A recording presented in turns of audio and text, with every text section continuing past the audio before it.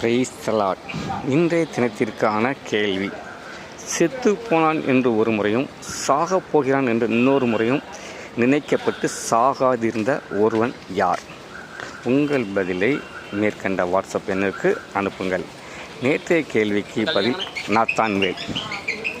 நேற்றைய கேள்விக்கு பதில் சொன்ன முதல் 3 புகைப்படமும் மற்ற அனைவருடைய பெயரும் இடம்பெற்றுள்ளது.